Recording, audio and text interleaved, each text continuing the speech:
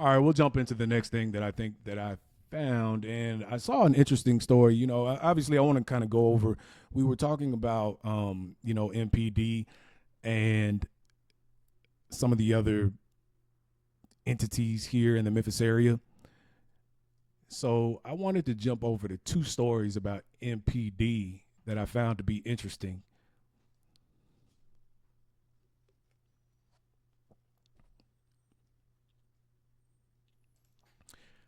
So let's take a look at the ABC 24 video. And I saw a couple of articles. Let me see if I can pull these up. I'll let this play and pull these up at the same time. But let's take a look at the ABC video on internal documents raise questions on the creation of MPD Scorpion Unit. Better way to get a fast small business loan. Go to ondeck.com, and if approved, Wait for the ad to finish.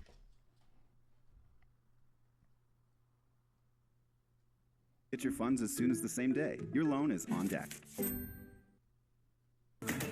A year and a half after the death of Tyree Nichols, and there are still questions about the MPD's Scorpion Unit. Thank you for joining us tonight at 6. I'm Pepper Baker.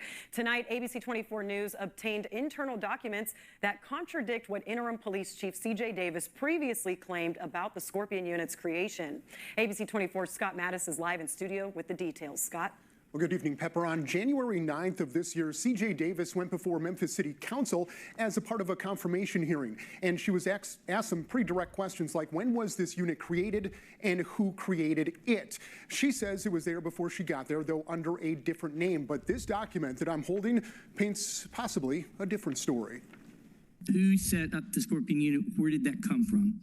Was that your idea, and did you bring it? This was Memphis City Councilman Dr. Jeff Warren last January at a confirmation hearing for interim Memphis Police Chief C.J. Davis, nearly 1 year to the day after Tyree Nichols was beaten so severely by MPD Scorpion Unit officers, he died. The Memphis Police Department has had criminal apprehension teams for many, many years. The criminal apprehension teams that were in place when I came to Memphis. There was a name change. Chief Davis claimed at the hearing that she did not create the Scorpion Unit and that specialized interdiction teams were already in place prior to her April 2021 appointment to the position.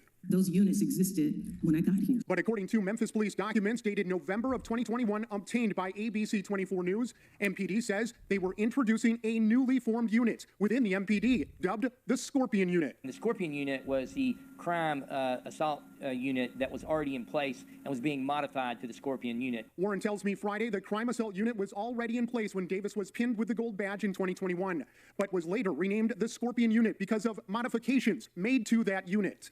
I think what she said was what this unit was a modification of the unit that was already in place. But I discovered yet another Memphis Police Department internal document dated May of 2022, which contradicts the previous memo, saying effective immediately, the criminal apprehension team would now be called the Scorpion Unit. Now it seems to be clear that this was more than a name change. ABC 24 News has also discovered the Scorpion Unit within the Memphis Police Department was created just 2 months after MPD's Assistant Chief, Sean Jones, arrived in Memphis. Jones had previously worked with the Fulton County Sheriff's Office in metropolitan Atlanta, where they too, according to reports, had their own Scorpion Unit.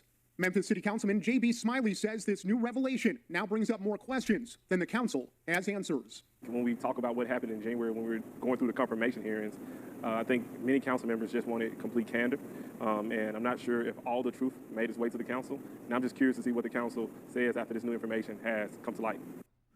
I did reach out to interim Memphis Police Chief C.J. Davis for a comment, but I have not received a response just yet. Reporting live in studio, I'm Scott Mattis. The plot thickens there, Scott. Thank you. Yeah. So that's super interesting. I mean, that's the age-old. It happens everywhere. It's going to happen in Memphis. It happens across the country. It happens in every municipality. It happens in every county, probably. It happens nationally, on the state level and locally, or in the municipalities. It's just one of those things. A tragic event happens, and there are government entities involved in it, and the people that are in charge of those government entities or have leadership positions, I will say they cover their ass. At the end of the day, that's what it is. Now, this may or may not actually unfold to be anything. We don't know that yet. But whatever's there to be found out will ultimately end up being found out. And there's only so many twists you can give to a story, as far as if I'm telling a story to try to place something in my favor. If people keep digging and people want to know the truth, that rope's going to end up running out for me, obviously. And so CJ Davis may find herself in a position where she may or may not have known. Remember, this is a large organization. I'm not sure whether or not her signature was on any of the memos that they found, or if it was correspondence that came directly from the chief of police, or if this may have been something done in a whole nother department or on another level that she had no awareness of. We don't know those things. Those are the reasons why the city council gets involved and they start asking questions. The thing with being in a leadership position, like they said, the first Indian over the hill catches the arrow. When you're on top and something goes wrong, someone has to answer for it.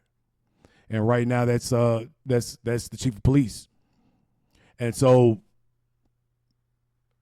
we look at things, keep asking questions.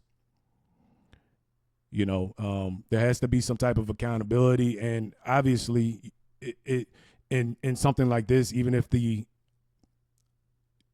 task unit was formed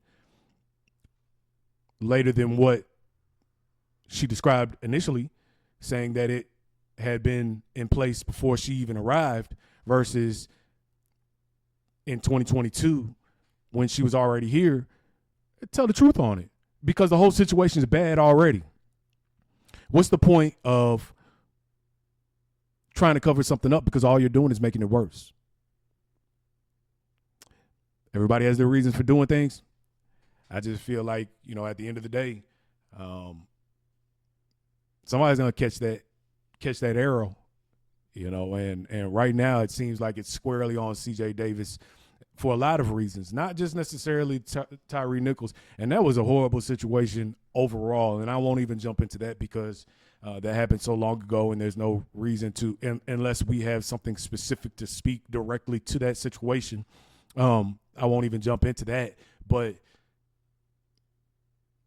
everything done after the fact by not necessarily by the administration, because this was done under Mayor Strickland, but definitely by the Memphis Police Department administration, needs to be above board, above level. They need to speak to things exactly as they are. Let the chips fall where they may. They're already liable for plenty. That's not going to change. Tell the truth about it.